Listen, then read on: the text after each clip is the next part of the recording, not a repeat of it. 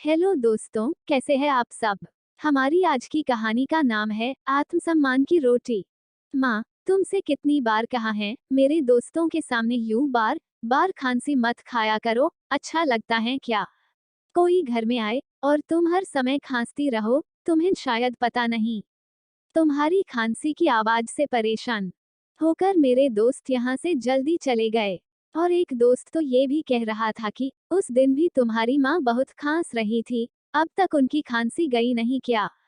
कहीं उन्हें कोई गंभीर रोग तो नहीं, हमें यहाँ आना बंद करना पड़ेगा। और हितेश, तेरे परिवार का ध्यान रख, वरना कहीं इनकी वजह से तेरे परिवार को कुछ रोग ना हो जाए। माँ, आप अपने कमरे से ज्यादा बाहर मत निकला कीजिए, हितेश गुस्से में अपनी माँ कलावती जी से बोला। पीछे से हितेश की पत्नी सीमा भी बोली, हितेश मैं तो तुम्हारी माँ को समझा समझा कर थक गई, मगर इनके कानों तो जूं तक नहीं रेंगती।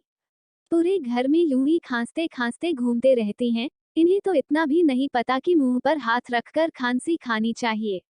घर में दो छोटे बच्चे भी हैं, कम से कम इनके बारे में ही सोच लेती, मगर नहीं, इन्हें अपने कमरे में एक जगह बैठा ही नहीं जाता। कलावती जी बोली, तुम दोनों के पास ना तो मेरे लिए समय है और ना मेरे लिए पैसे हैं।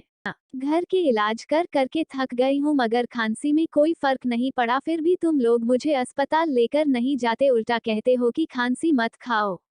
विस्मयादिबोधक चिन्ह। भला खांसी कोई जानबूझकर खाता है क्या। कितनी बार कहा मुझे डॉक्टर को दिखा आओ, मगर तुम दोनों को अब इस बुढ़िया की फिक्र कहाँ है। प्रश्नवाचक चिन्ह। सीमा हाथ जोड़कर बोली, माँ आप अपने कमरे से बाहर मत निकला कीजिए, बस इतनी मेहरबानी कीजिए। हाँ, नहीं है हमारे पास आपके लिए पैसे। विस्मयादिबोधक चिन्ह। मेरे भी दो बच्चे हैं, उनकी जिम्मेदारियां पूरी करें या आपके पीछे पैसे लुटाएं। विस्मयादिबोधक चिन्ह। आपको तो बस बैठे बैठे मुफ्त की रोटी तोड़नी आती है। विस्मयादिबोधक चिन्ह। काम की नाकाज की दुश्मन अनाज की। कलावती जी बोली, बहू अब तक तो सारे घर का काम तुम मुझसे ही करवाती आई हो। तुमने तो सिर्फ बच्चे बड़े करने में अपनी उम्र बिताई है, मगर मैंने इस मकान को घर बनाने में अपनी उम्र बिताई है। घर का एक एक कोना सजाया है मैंने। घर की साफ सफाई से लेकर रसोई भी संभालते आई मैं, मगर आज जब इतने दिनों से यह बुढ़िया खासे जा रही हैं तो किसी को रत्ती भर फिक्र नहीं है मेरी। हितेश बोला, माँ सीमा बिल्कुल सही कह रही हैं, अब आपकी तो उम्र हो चली है, मगर मेरे बच्चों के सामने तो उनका पूरा भविष्य पड़ा है। आपको तो अब भगवान उठा भी ले तो कोई बात नहीं। विस्मयादिबोधक चिन्ह। कलावती जी बोली, वाह बेटा, अच्छा सिला दिया है तूने मेरी ममता का। अच्छा हुआ तेरे बाबूजी मुझसे पहले ही इस दुनिया से चले गए, वरना अगर आज वह ये सुनते तो जीते जी मर जाते। विस्मयादिबोधक चिन्ह। हमने जब तुझे पाला पोसा तो कभी तेरे दादा दादी को नजरअंदाज नहीं किया, क्योंकि तेरे आने से उनकी अहमियत कम नहीं हो गई थी। विस्मयादिबोधक चिन्ह। माना इंसान पर अपने बड़ों और अपने छोटों दोनों का भार होता है, मगर इसका अर्थ कदापि ये तो नहीं कि वो बूढ़ों को मरने के लिए छोड़ दे, मगर आज तूने ये सब कहकर यह साबित कर दिया कि तुझे और बहू को मेरी बिल्कुल परवाह नहीं है। विस्मयादिबोधक चिन्ह। कलावती जी अपने कमरे में जाकर रो पड़ी। भला कोई बेटा अपनी माँ को ऐसे कड़वे शब्द कैसे बोल सकता है।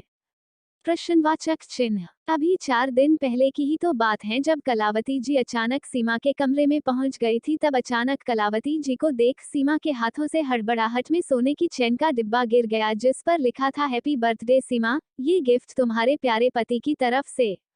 विस्मयादिबोधक चिन्ह। सीमा ने फटाफट गिफ्ट उठाया और अलमारी में रख दिया और सकपका कर बोली, मां जी आप क्यों मेरे कमरे में आ गई, क्या काम था, मुझे बाहर ही बुला लिया होता। कलावती जी बिना कुछ बोले अपने कमरे में आ गई और सोचने लगी, बेटे के पास अपनी पत्नी को सोने का उपहार देने के लिए पैसे हैं, मगर अपनी माँ का इलाज करवाने के लिए क्या शादी के बाद बेटा इतना बदल जाता है। क्या बहू का अपनी सास के प्रति कोई फर्ज नहीं। आज मैं बेटे पर इतनी बोझ बन चुकी हूँ कि वो मेरे मरने का इंतजार कर रहा है। विस्मयादिबोधक चिन्ह। आखिर मुझ पर बेटे का कितना खर्च हो जाता होगा।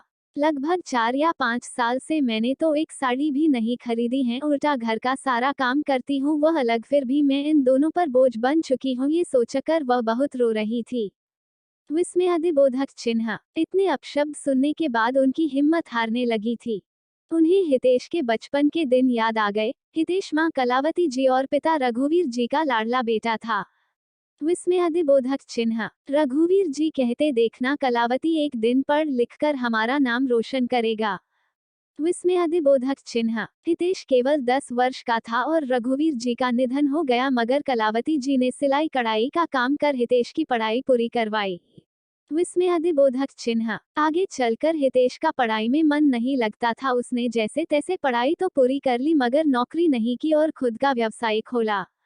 विस्मयादिबोधक चिन्ह। कलावती जी ने हितेश की शादी करवा दी।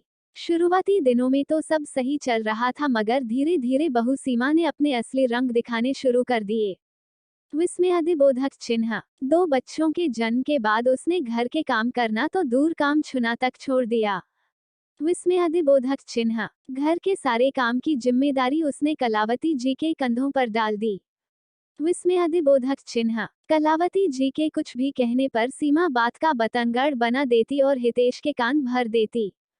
विस्मयादिबोधक चिन्ह। धीरे धीरे हितेश भी सीमा के रंग में रंगने लगा और कलावती जी को जो मुंह में आता वह बकने लगा। विस्मयादिबोधक चिन्ह। कलावती जी तो बहुत पहले से ही अकेली हो चुकी थी मगर आज इतने कड़वे शब्द उनसे सहन नहीं हो रहे थे। विस्मयादिबोधक चिन्ह। उनका रो रोकर बुरा हाल हो रहा था कि पास रहने वाली उनकी सहेली कमला घर आई।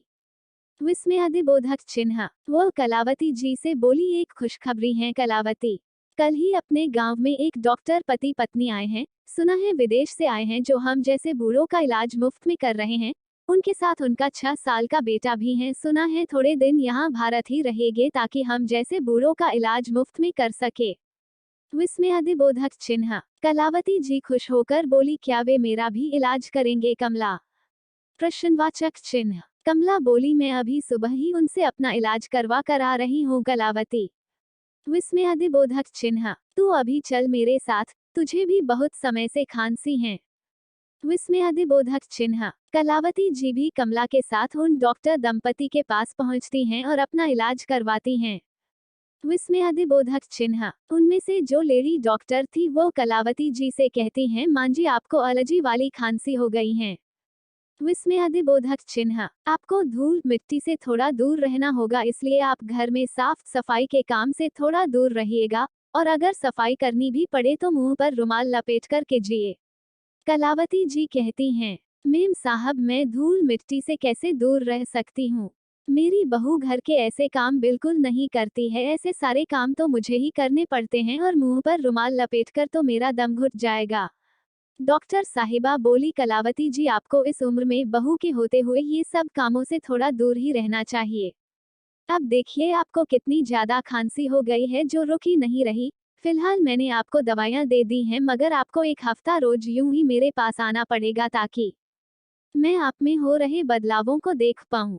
आप शायद जानती नहीं 1 महीने से ऊपर की खांसी जानलेवा भी हो सकती हैं। विस्मयादिबोधक चिन्ह। कलावती जी बोली, डॉक्टर साहिबा वैसे भी जान की किसको पड़ी है? विस्मयादिबोधक चिन्ह। मेरी जान अगर चली भी गई तो मेरी परवाह करने वाला इस दुनिया में है ही कौन? प्रश्नवाचक चिन्ह। खांस खांस कर बुरा हाल हो गया था इसलिए आ गई इलाज करवाने, वरना अपने आप से लगाव तो कब का खत्म हो चुका है। विस्मयादिबोधक चिन्ह। लेडी डॉक्टर को कलावती जी की बातों से आभास हो चला कि वे बहुत दुखी हैं। विस्मयादिबोधक चिन्ह। कलावती जी अब रोज उनके पास जाने लगी। बातों बातों में पता चला कि उन डॉक्टर साहिबा का नाम रीमा है और वे दोनों पति पत्नी यहाँ गांव में थोड़े दिनों समाज सेवा करके वापस अमेरिका लौट जाएंगे। विस्मयादिबोधक चिन्ह। कलावती जी की रीमा से अच्छी दोस्ती हो गई थी, उनकी खांसी में भी आराम पड़ गया था।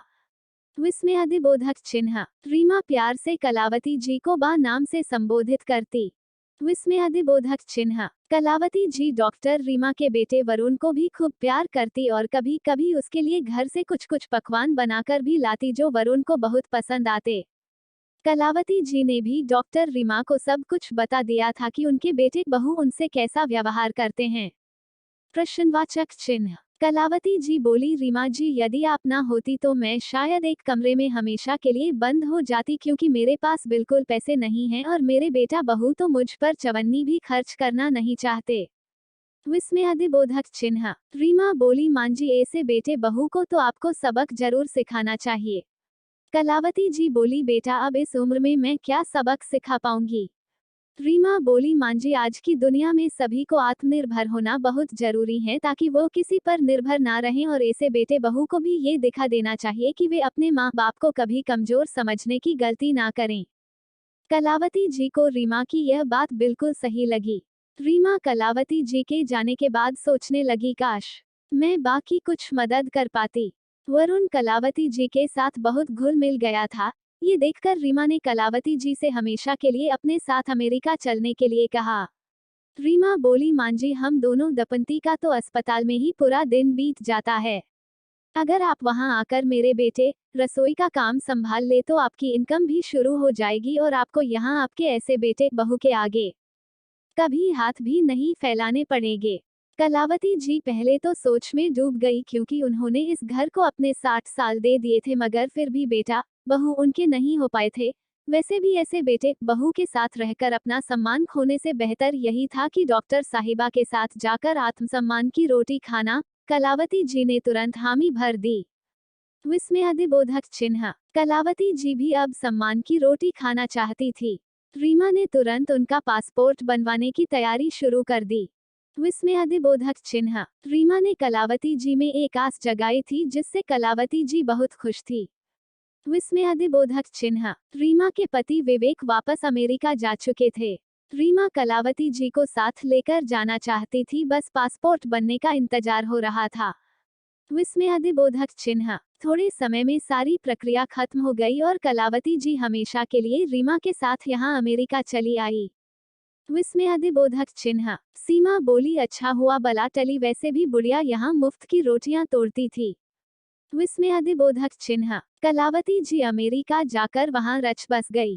पूरे दिन वरुण और रसोई संभलती और बदले में पैसे और सम्मान दोनों पाती।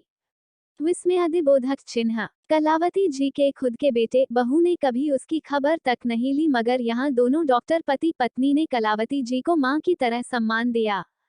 विस्मयादिबोधक चिन्ह। रीमा ने कलावती जी को अपनी मां जैसा प्यार दिया। यहाँ आकर कलावती जी ने भी कभी अपने स्वार्थी बेटे और बहू को याद नहीं किया। विस्मयादिबोधक चिन्ह। लगभग 15 वर्ष हो गए कलावती जी को अमेरिका में कि एक दिन अचानक उनके बेटे हितेश का उन पर फोन आया और वह रोते हुए बोला, माँ, तुम्हारी बहू सीमा को ब्लड कैंसर हो गया है और मैं बहुत मुसीबत में हूँ। शायद हमने जो तुम्हारा हर पल तिरस्कार किया यह उसी की सजा है। माँ, मुझे माफ कर दो। कलावती जी इतने सालों बाद बेटे की आवाज सुनकर कुछ देर तो कुछ बोली ही नहीं, मगर माँ कब तक अपने बेटे से नाराज रह सकती हैं। प्रश्नवाचक चिन्ह। वे बोली, मेरे बचाए पैसों में से कुछ पैसे मैं तुझे भिजवा दूंगी ताकि तू सीमा का अच्छे से इलाज करवा पाए। विस्मयादिबोधक चिन्ह। हितेश बोला, माँ, बहुत मेहरबानी होगी आपकी। कलावती जी फोन रखकर सोचने लगी, इतने सालों बाद बेटे का फोन आया, वह भी जरूरत के लिए। विस्मयादिबोधक चिन्ह। खैर, उन्होंने रीमा से कहकर अपने अकाउंट से 3 लाख रुपए निकलवाए जो उन्होंने जमा कर रखे थे और भारत अपने बेटे को भिजवाए। सीमा का इलाज उन्हीं पैसों से करवाया गया। जो हितेश और सीमा कभी अपनी मां को सम्मान ना दे पाए, आज उन्हीं के कमाए पैसों से अपना काम करवा पाए। कलावती जी यहाँ अमेरिका में बहुत खुश थी, क्योंकि वह आत्मसम्मान की रोटी जो खाती थी ना कि बेटे बहू के टुकड़ों पर पल रही थी। उन्होंने कभी नहीं सोचा था कि जिंदगी उन्हें नया मौका देगी। वे तो यही सोचकर हिम्मत हार गई थी कि शायद अब पूरी जिंदगी बेटे बहू के ताने सुनने पड़ेंगे, मगर भगवान ने उन्हें फिर से नया मौका दिया था, नई जिंदगी दी थी जो वे आत्मसम्मान के साथ गुजर बसर कर रही थी। दोस्तों, हमें अपने घर के बूढ़ों और बुजुर्गों का बहुत सम्मान करना चाहिए, न कि उन्हें इतना मजबूर कर देना चाहिए कि उनका प्यार हमारे प्रति हमेशा के लिए खत्म हो जाए, और कभी भी किसी को इतना कमजोर नहीं समझ लेना चाहिए कि वह तुम्हारे बगैर कुछ नहीं कर सकता, क्योंकि जिस भगवान ने हम सभी को धरती पर भेजा है उन्होंने हमारे भरण पोषण का भी इंतजाम कर रखा है। अपने घर के बड़े बूढ़ों को इतना मजबूर भी मत कीजिए कि उन्हें इस उम्र में अपने लिए आत्मसम्मान की रोटी की खोज में निकलना पड़े। आशा करती हूँ कि आपको ये कहानी पसंद आई होगी। धन्यवाद।